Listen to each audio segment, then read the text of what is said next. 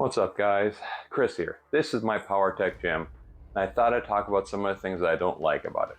Number one, not necessarily the thing I dislike the most, is right up here, because I can hit it with my head. It's in a bad spot. I'm 6'3", but I shouldn't have to be in fear of running into that thing when I'm walking around it. So Powertec, make it be taller. Here's something else I don't like about it. It's only got 1, 2, 3, 4, 5, 6 holes here. So if I ever want to get this up and out of the way, there's nothing to do that with. I have to jury rig something to make it work like that. So I prefer these holes go all the way up to the top. So when I want this up and out of the way, I can put it up and out of the way. Which leads to another problem with how these holes are. With the limited 6 holes here to put the loading pin, if I want to do squats, I got to start out here. This is about, right here, it's about 4 feet 2 inches off the ground. I would never ever do squats in a squat rack where I start out with my shoulders being 4 foot 2 inches off the ground. So that's a problem. I mean, look how low I got to get to do this. Starting here, no.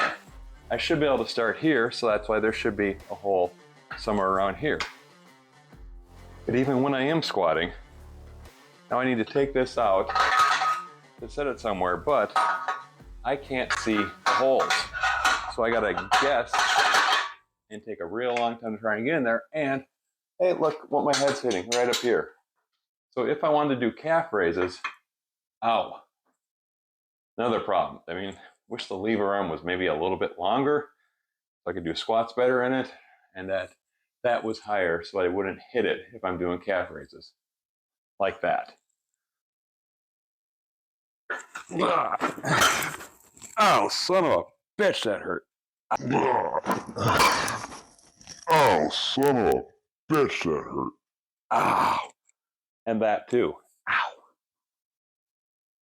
Oh, I hope I got that on film. Another thing I really don't like is the low row on it, because this is an older model, and I did get it used on Facebook, so I guess that was a good deal. It connects down here. I'll show you in a second. So to connect it, of course, you gotta pretty much get it at about its lowest.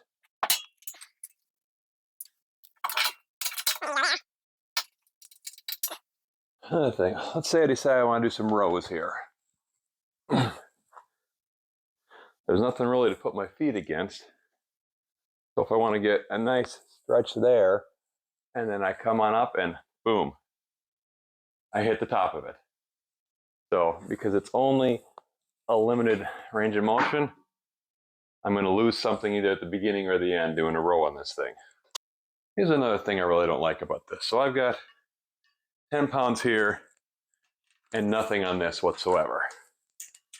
If I just put 10 pounds onto here, it doesn't move. Still doesn't move. You need more than 10 pounds of force to get it moving, unless you get it way towards the end.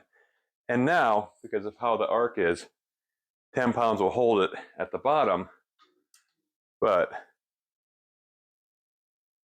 kind of a break-even point here. So I wish somehow that was a little bit lighter, because if I want to do, say, a one-arm lateral raise, I have to use more than 10 pounds of force to do it. Now here's one thing I don't like about when you're doing leg extensions on this.